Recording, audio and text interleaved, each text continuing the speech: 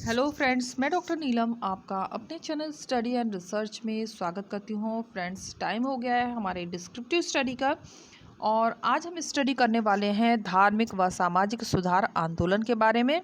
और सबसे प्रमुख व्यक्ति अभी इसमें मैंने लिया है, वो लिया है राजा राम मोहन राय के को। तो इसमें हम दोनों ही स्टडी करेंगे। इसका इंट्रोडक्शन सबसे पहले देखेंगे सुधार आंदोलन का, और उसके बाद राजा राम मोहन राय की भी स्टडी करेंगे।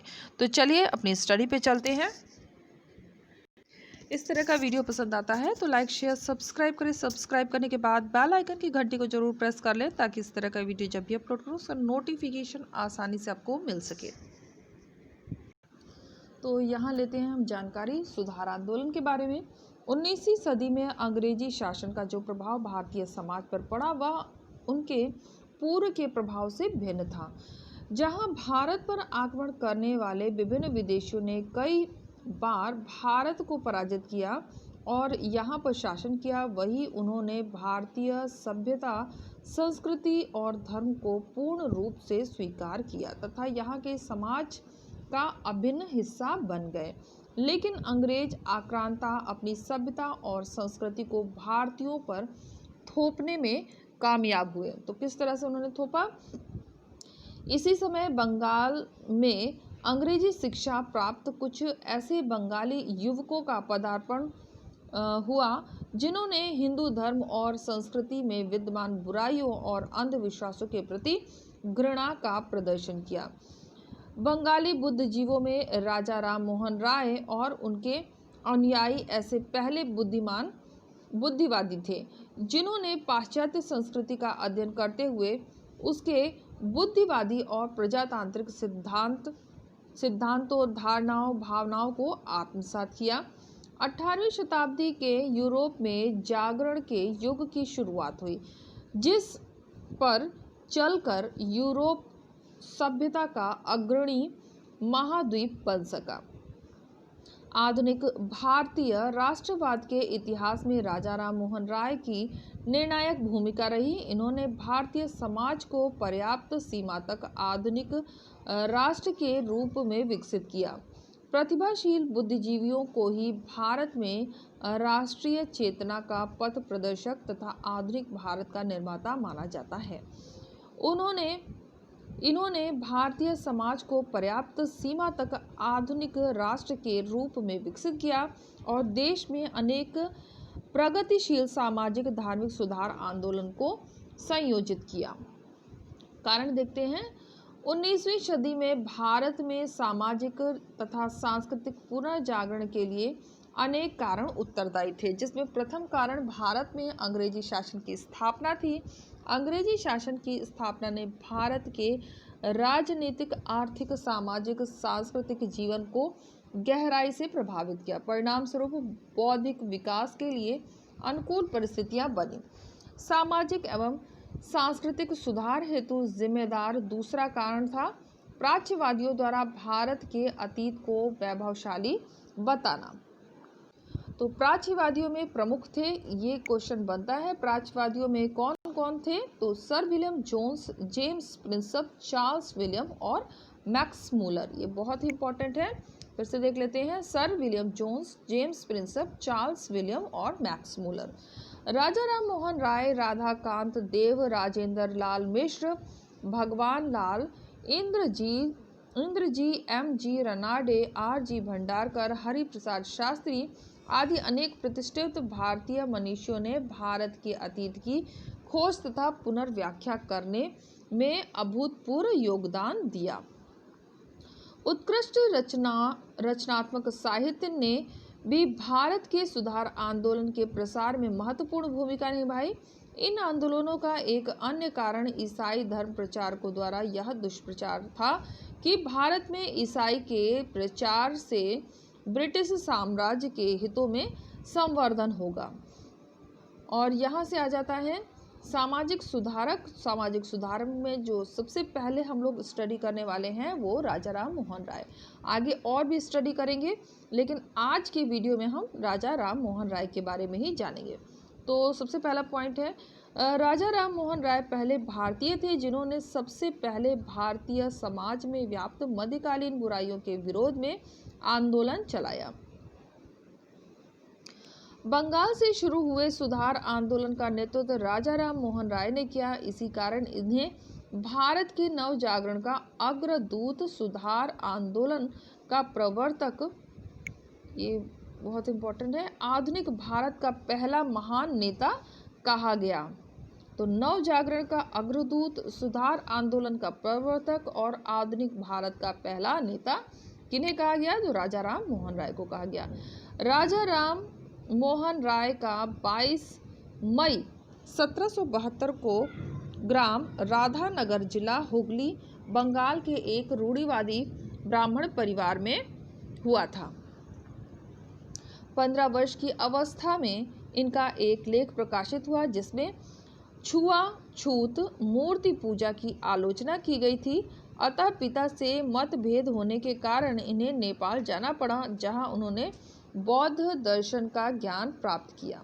1803 में पिता की मृत्यु के बाद वे कंपनी की सेवा में भर्ती हो गए और उन्होंने दीवान के रूप में नियुक्त किया गया तथा वे 1814 ईस्वी तक इस पद पर रहे। राजा राम मोहन राय का तोहफत उल मुहिजुद्दीन 1809 ईस्वी में प्रकाशित हुआ, जिसमें उन्होंने मूर्ति पूजा का विरोध किया और एकेश्वरवाद को सब धर्मों का मूल बताया।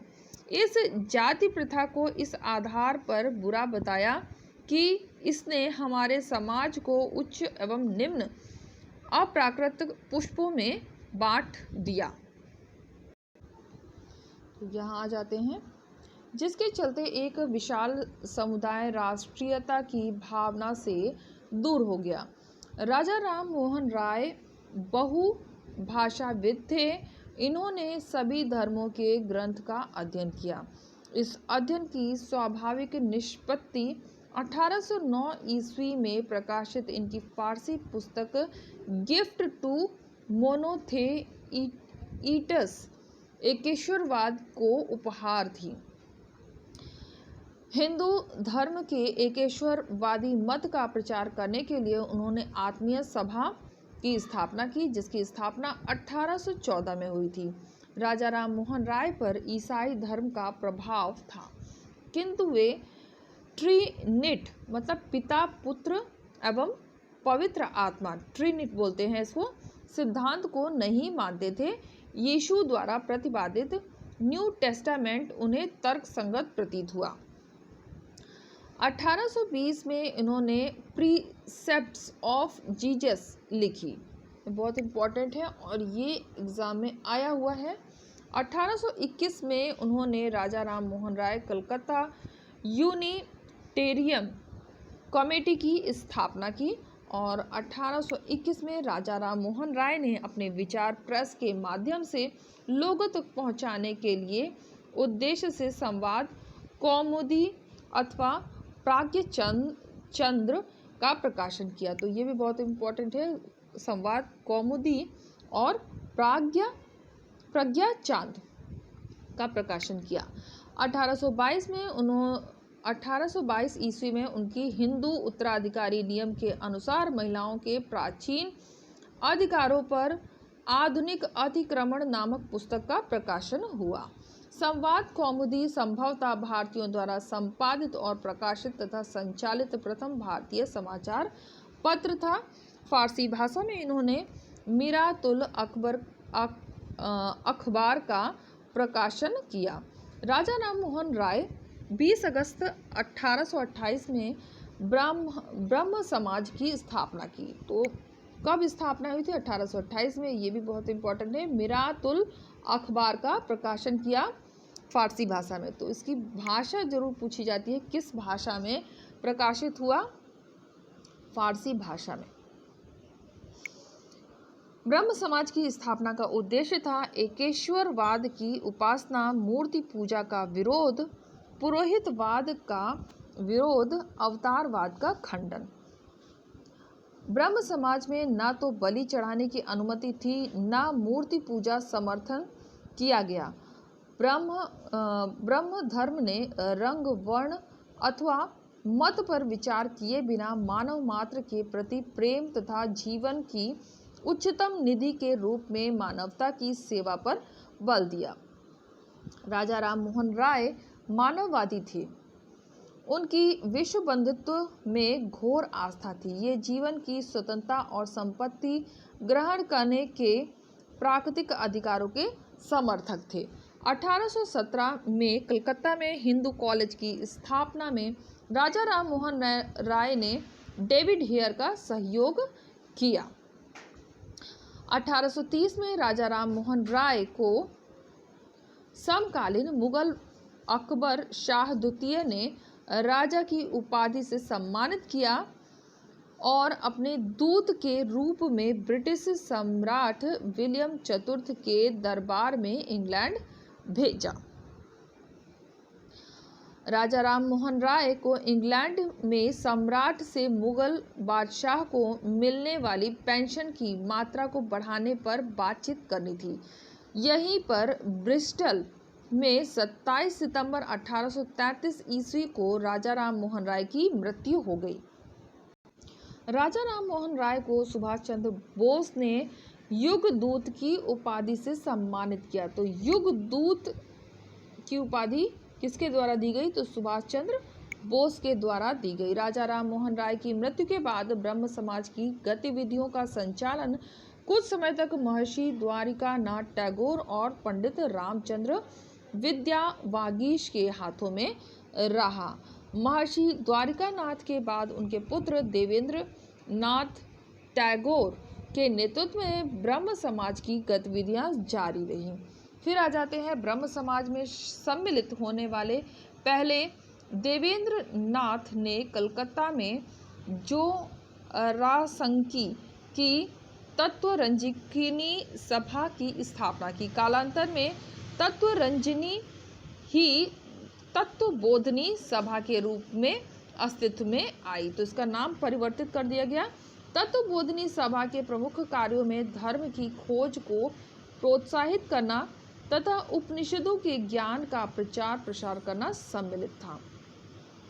1840 में स्थापित तत्वबोधिनी स्कूल में विद्वान अभय कुमार को अध्यापक नियुक्त किया गया। इस स्कूल के अन्य सदस्यों में शामिल थे राजेंद्र लाल मिश्रा, पंडित ईश्वर चंद्र विद्यासागर, तारा चंद्र चक्रवर्ती तथा प्यारे चंद्र मिश्र आदि।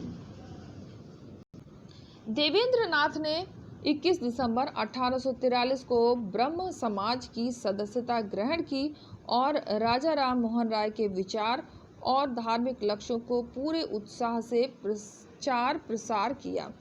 टैगोर ने ब्रह्म धर्म नामक धार्मिक पुस्तक का संकलन तथा पूजा के ब्रह्म स्वरूप ब्रह्म उपासना की शुरुआत की। देवेंद्र नाथ टैगोर ने 1857 ईस्वी में केशव चंद्र सेन को ब्रह्म समाज की सदस्यता प्रदान करते हुए समाज का आचार्य नियुक्त किया।